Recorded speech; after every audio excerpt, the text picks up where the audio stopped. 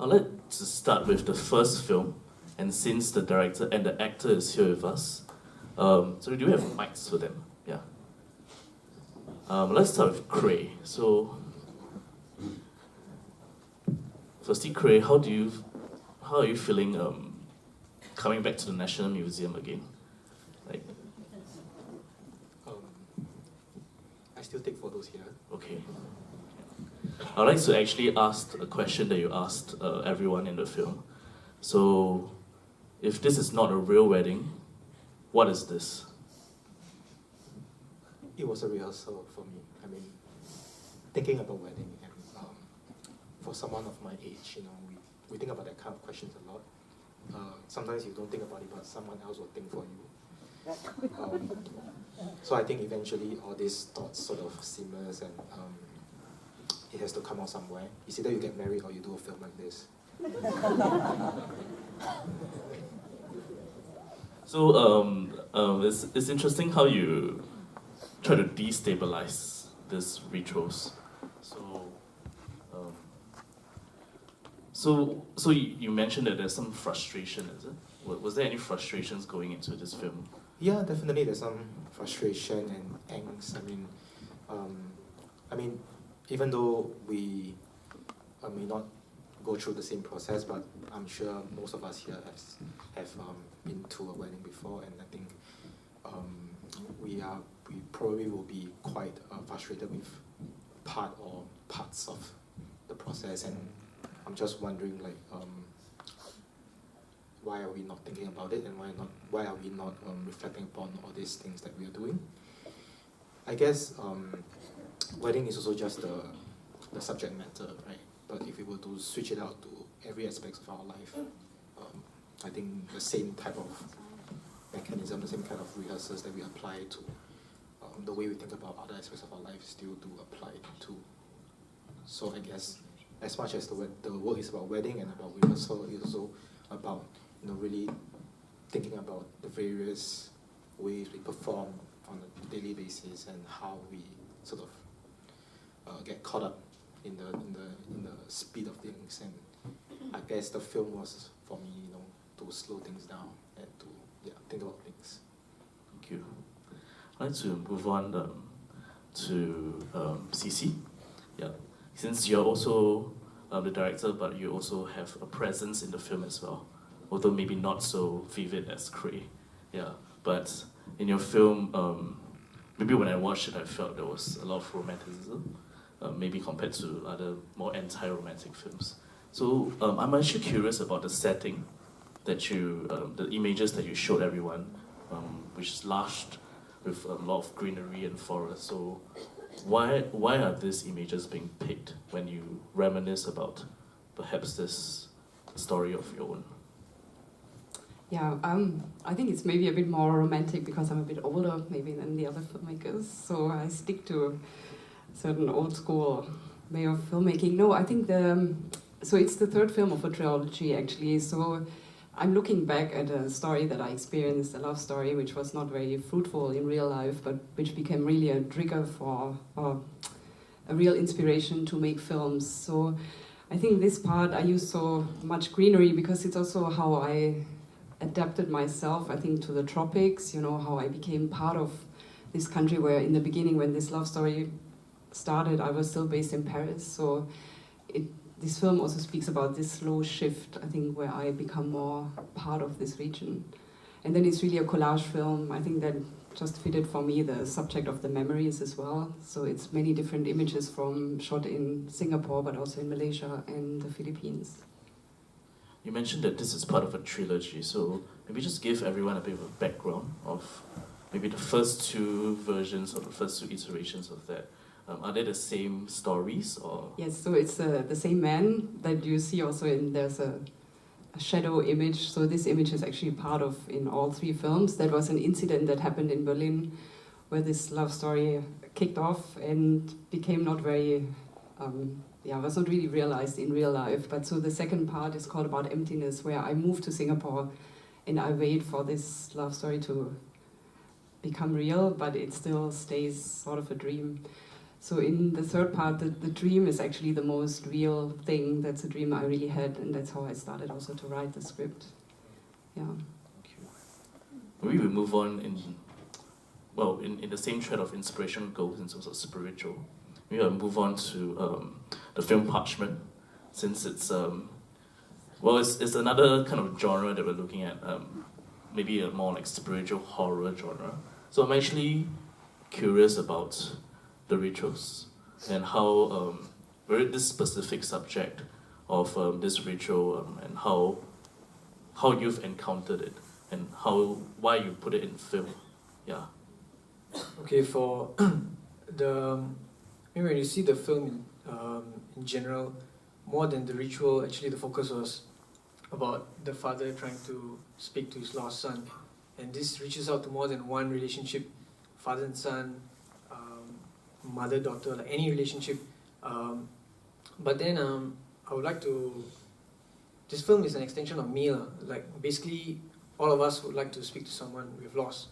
So taking the genre of horror to an advantage, me and Jen, we wrote. Jen wrote the script on using this ritual from a Reddit post. So we just inspired from there, and yeah, I mean basically the ritual is just a. Oh God. Is it just a device that you use to tell the story of a reunion? Yeah, I mean that's just a tool for the end of the day for anyone to actually speak to someone who they lost. This ritual is not real. It's just it's fiction, of course. But then elements of it were inspired from the Central Indian Malayalis. Some of the elements were inspired from their practices of black magic to summon spirits for luck and even for black magic like curse and stuff like that. But then we implemented our own fiction touch to it because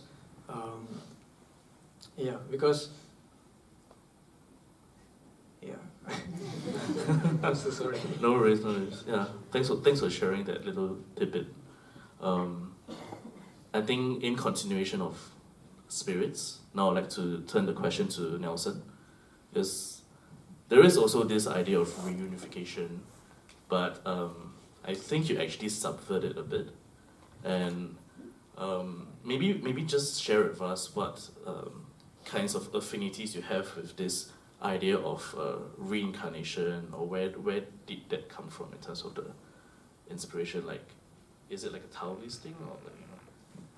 Because my parents are in the newspaper and incense business, so it's something that is very close to me, and I grew up with it. So most of my films actually deals with that idea of spirituality and reincarnation.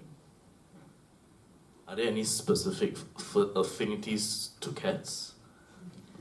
It's just like these are the cats that haunt like they kind of like they're just like around Changi village area. If you've been there, you see a lot of them. So we shoot it over the course of 2 days. The first day we shot it with actors, so we just shot it overnight. Actually, I didn't even have a script when I shot it, so it was just like one of those like things that I do to cut my addiction to filmmaking. Got a few friends, we go down there and then we shot some scenes with actors. And then the next day I went back there with all the actors, and it was just these empty spaces, and the cats are just like hanging around all these areas. Maybe just one more question from me. So, why are you interested to subvert this very old romantic love and just like, threw a cat in it? So basically the film, the first part is made out of the footage I shot. So the second part is the footages are meant to be cutaways. So they are kind of like inserts in the film. And I kind of like, I've been struggling with editing the film for like the course of 2 years. And then I took a break, and then I came back to it, and then I kind of like just stepped back and watched the film from far. And that's where the second part came to me. Okay, well, I'd like to then, just one more question to actually Wan Xin about your film, White Carnations. So actually, like, I could see a bit of similarities between your film and Parchment, in that it's almost like a descent into chaos, and it's a death drive kind of film. Also, it deals with a very specific kind of like encounter, maybe with special needs kids and their parents and single parent. Did this come from any specific encounters that you have in your own life, or where do you have the inspiration for this film? Okay, so I'm actually, because I volunteer every Saturday, so I take care of kids in general, and I do home visits. So this film actually was inspired by an ADHD kid that I take care of. And I remember visiting the house one day, and I realized that there was no parents at home. Like there was no mom. Like there was no adult figure.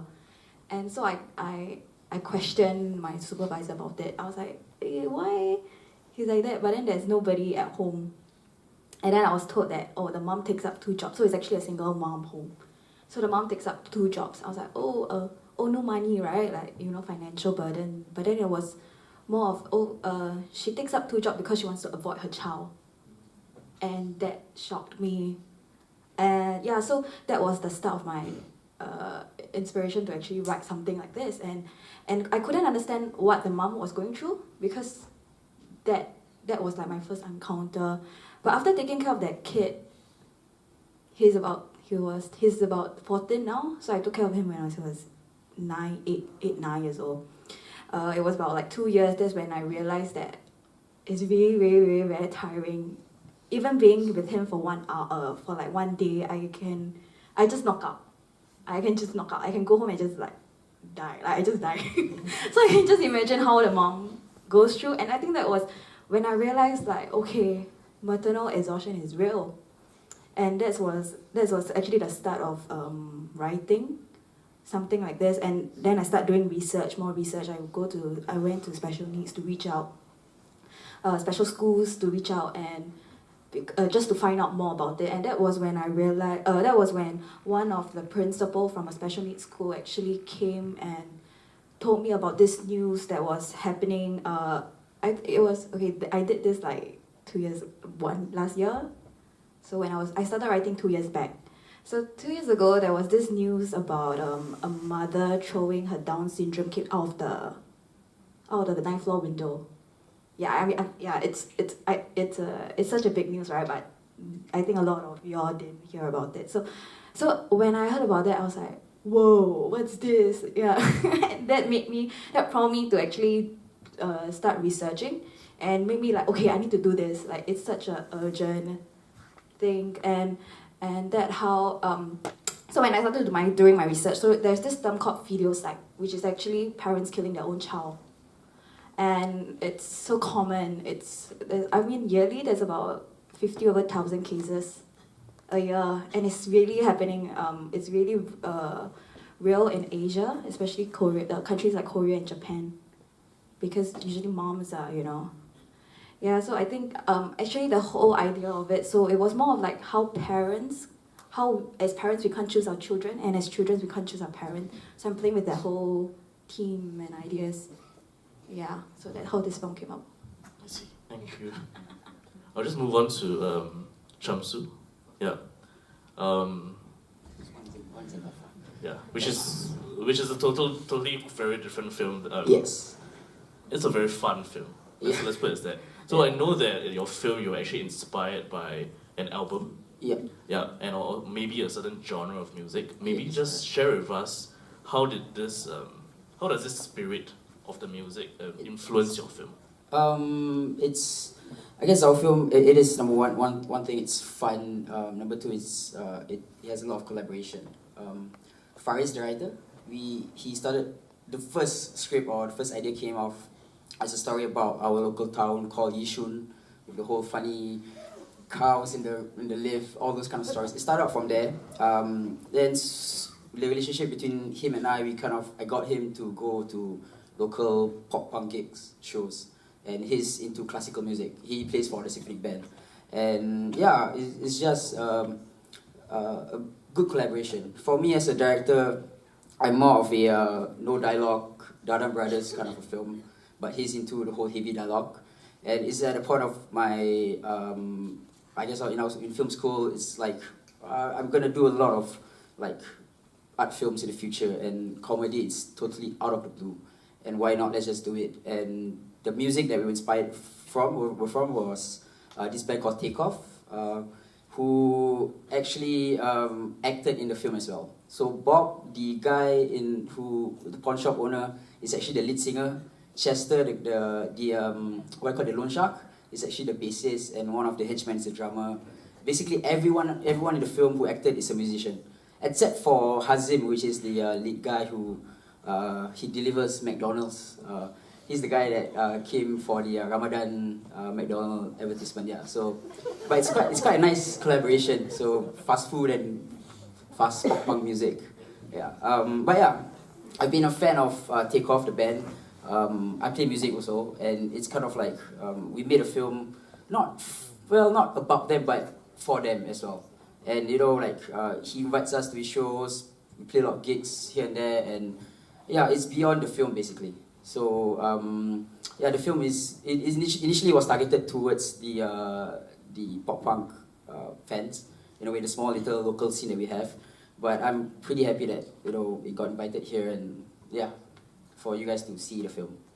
So I mean, thank you for making the film for everyone to see as well. Yeah. And I think it's a very fun heist film, and this genre is quite interesting to have a local sentiment to it as well.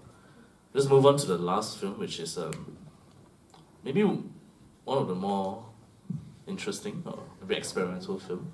And I can imagine actually watching the film, like you making it, you must be having a lot of fun with it, maybe. I don't know. But maybe share with us about your affinities with these objects that you portray on the screen.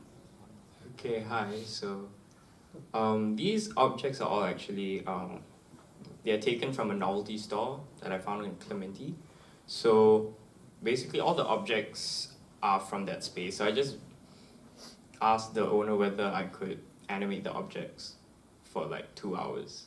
So I spent like 2 hours in that space. I took all the photos home and just intense post-production for like, about 2 weeks.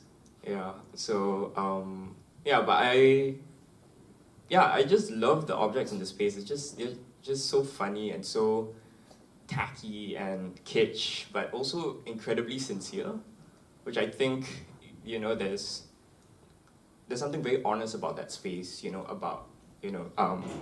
it's just so much personality, and I wanted to create a film that wasn't a document of the space, but rather like a portrait of the space, So, and that was through deconstructing and reconstructing all these the space as like basically a film, or maybe like even I like to think of it as a collage as well. Yeah. I mean, did you actually have to shortlist some of these items out of, imagine it's a whole store of like items, right? How did you eventually pick up the few that you feel more strongly towards? So, because I shot everything on my iPhone, so I just shot as much as I could on my battery life.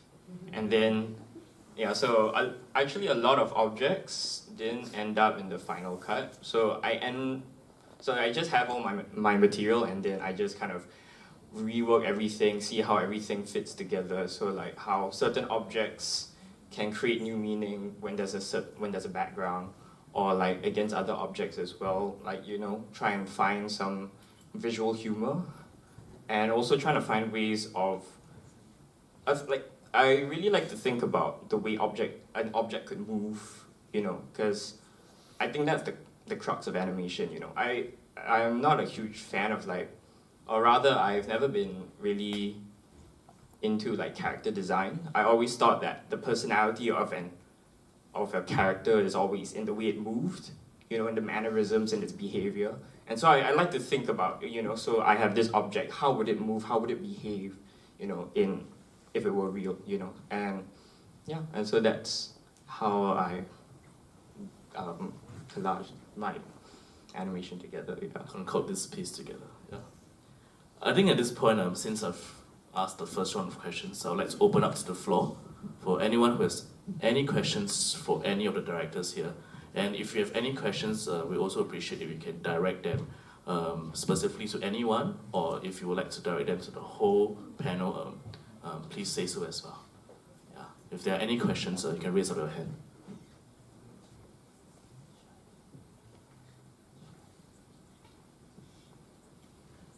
Okay, no one has any questions for now. Okay. I'll just continue my own questions for now. And if you guys have anything, just pop up your hand. Right? Okay. Oh, there's one right here. I'd like to direct a question to the young man sitting next to you. I was just curious, how were you able to get the cats to cooperate? They were very cooperative. I'm just curious how you did that. Basically, we just film whatever we can. I mean, they just react to passerbys and that's about it. I mean, we didn't really like try to wrangle them or anything. So yeah, they were quite collaborative in a way. Are there other questions from the floor? Okay, there's one right up there.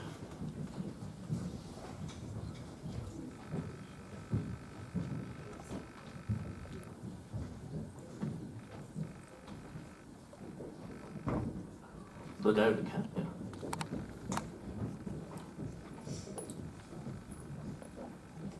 Hi, I'd like to direct the question to the director for White Carnations.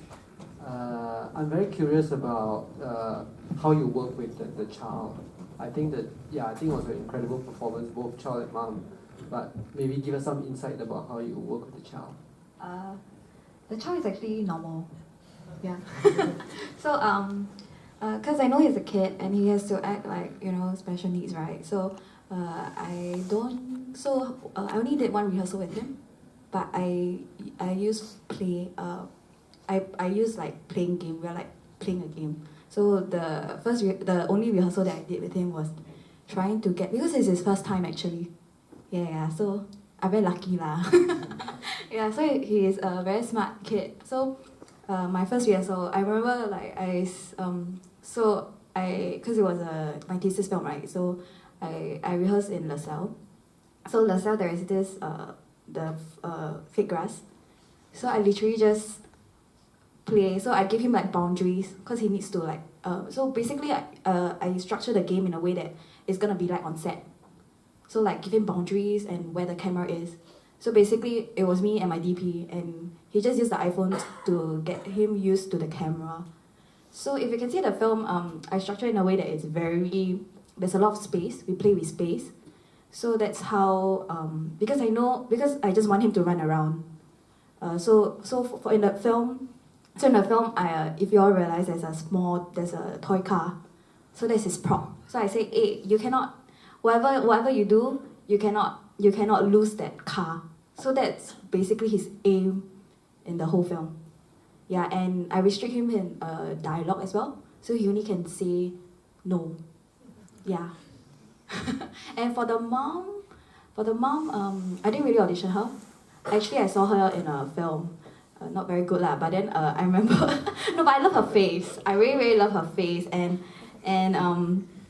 because for me, I think face says a lot without saying anything, and so when I saw her on screen, I knew that I wanted her, because I didn't want like a very fierce looking, because I want like tiger mom, and I want someone older, and I think she was one of the, yeah. So I call her up and like we just chat, and then I knew that she was the one lah. So one of the restrictions for her, we didn't do rehearsal, so I'm quite organic on set. So we just see the space and then we work from there. Yeah, but her restriction was she cannot cry, because it's very important that there shouldn't be tears on screen. Yeah, because it's very important, because there's her suffering, her misery. There's no tears cannot even justify her anymore. Yeah, that's why there was no tears on screen. Yeah. But just a little repression, I feel. Yeah, it's just like it's a very internal. Yeah. Did things ever get too serious on set? You know, did it ever get too serious, the acting? Because it's quite. Which great. you mean the drowning? Oh, the drowning. The drowning was it was so we did it on the spot lah. Yeah. So we use safe words. So I told the kid, okay, if it gets too serious, the safe word is fish. Yeah. So if he say fish, but he's very smart. So we will just have the pill and then he will just dunk. But I actually did it myself first to show him how I want it to be. Yeah, and I make sure that the mom is there because the mom is quite chill also. So like it's like daycare, you know. Like I remember that because it was a 5-day shoot. So the drowning scene was the last day, and the first few days the mom will just dump the kid there and then like bye bye and then she will just go off. But the last day I was like, hey mom, you need to be here, okay, just in case if anything happens. Yeah. But it was a 3 takes thing lah. Before, right, if it's not good, I would just cut first before we actually went into dunking. Yeah, so the dunking thing was actually a 1 take thing. Yeah, he got it lah. Yeah. I assume everyone is safe. Yeah, everyone. No kids at home. Okay, thanks. Any other questions from the floor? There's one here.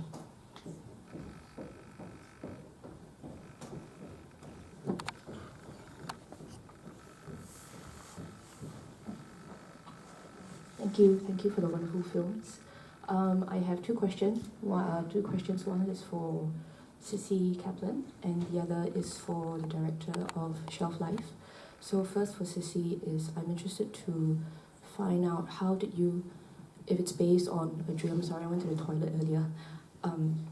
If it's based on a real dream, and if so, if not, how did you negotiate with your dream landscape on what to interpret or what not to interpret? Did you understand that your dream had a certain maybe vocabulary or symbols that you understood? What was the process like?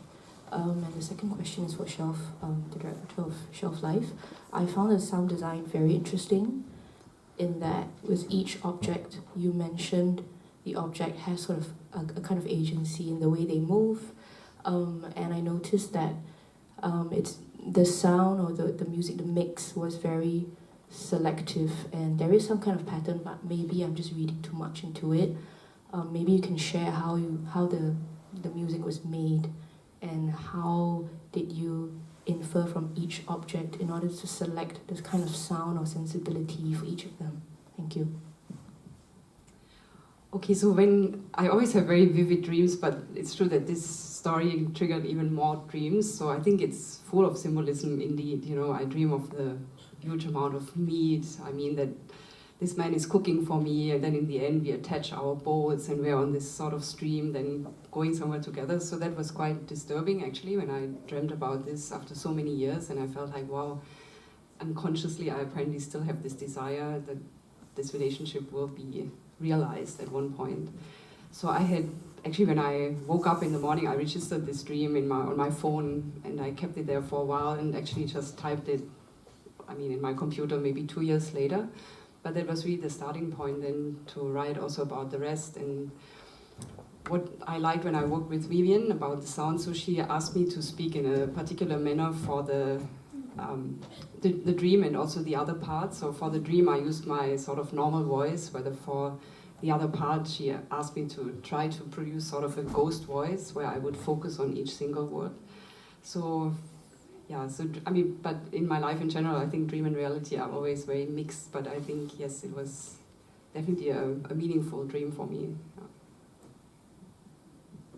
Okay. So you had a question about the sound design for my work. Okay, so basically, I'm a huge fan of hip-hop, and I really, a lot of my animation is also inspired by the idea of sampling. So I thought it was very appropriate to try and sample. I really wanted to sample a song that I felt these objects, like, a lot of these objects come from this bygone pop era, and I just wanted to have a song that fit in that era as well. So I chose Pleasant Valley Sunday by the Monkees. which, if you guys don't know, they were like this made-for-TV band, which was this direct kind of a parody money-making scheme of the Beatles. So the Monkeys is like also monkeys, but with double E, you know, like the way Beatles is misspelled, right? So, yeah, so, but it's also really cool because even though the Monkeys was clearly this, I mean, the fact that it's a made-for-TV band, they're clearly fake, they're clearly like, there's obviously like a lot of ghostwriting and like the entire, it's not an organic process at all, but yet they kind of fought for their independence from the company, and so eventually they went on to become an actual band that was separate from the TV show that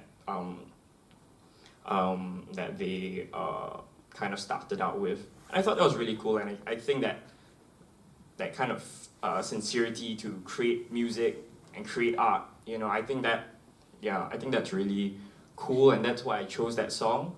And so I took the song, I bootlegged the song off iTunes, and Shouldn't say that.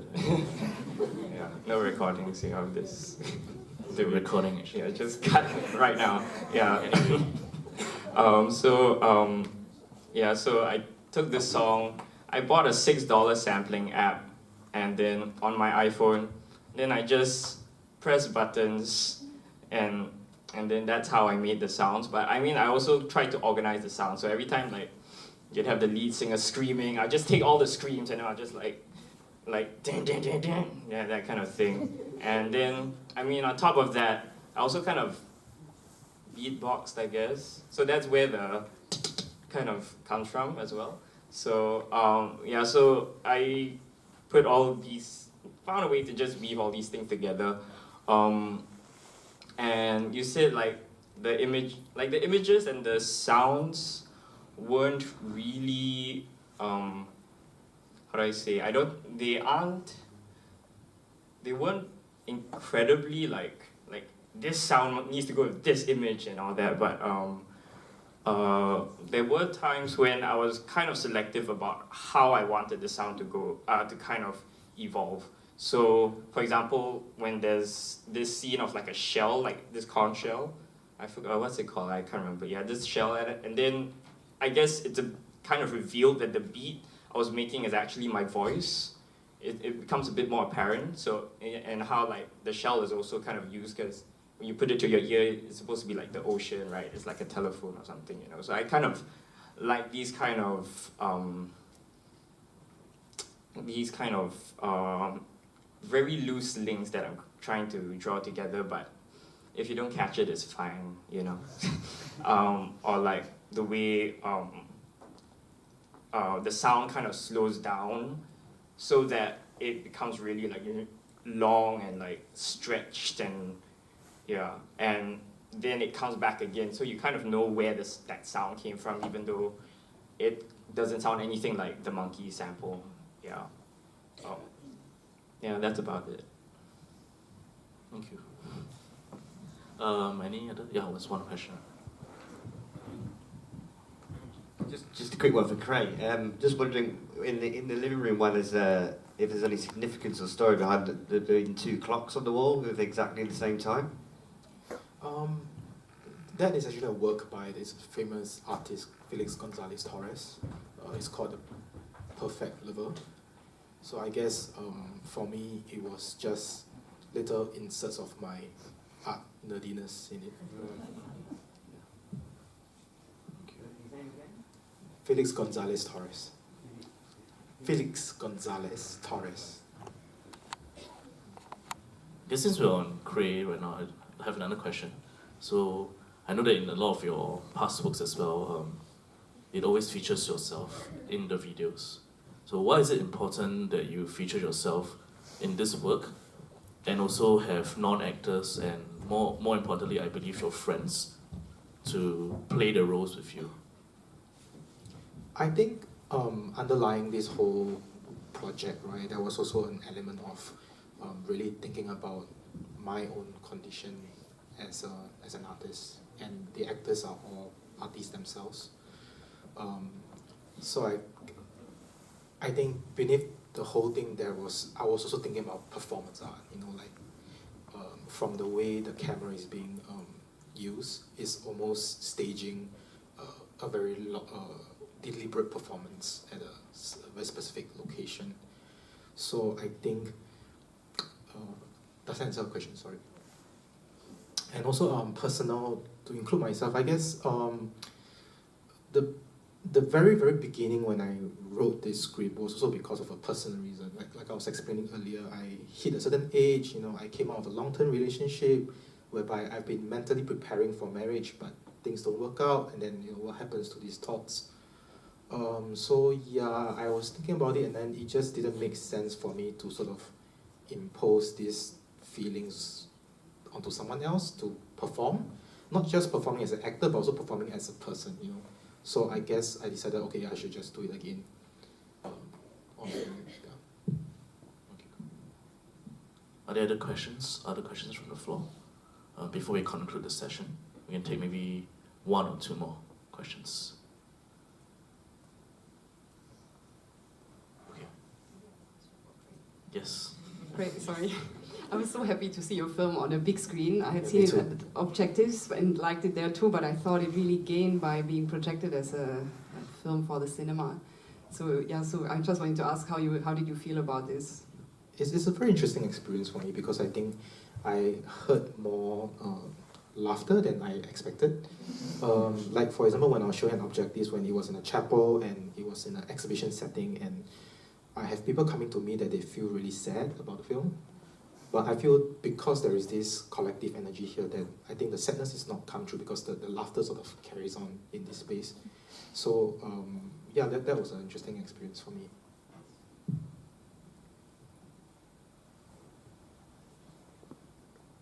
Okay, I think with that, if there are no further questions, I would just like to conclude today's session. And of course, I would like to thank all the directors that are present with us today. A big round of applause to them. Thank you everyone for joining us for three days of Singapore Shorts, and it's very heartening for us to see that 3 days of full house, that everyone came to support, of course, local films, but also to see what these directors in Singapore has been doing and hopefully will be doing in the future. And with that, I would also like to just remind everyone that there are more writings responding to all these films as well as the films that was shown in the earlier days. If you're more interested to find out more of these films and from other people's perspectives as well, you can go to the Asian Film Archive website. It will be on our blog maybe in a week's time, and just as to continue the dialogue with these films. And with that, I wish everyone a great rest of the weekend, and thank you again for joining us. Thank you.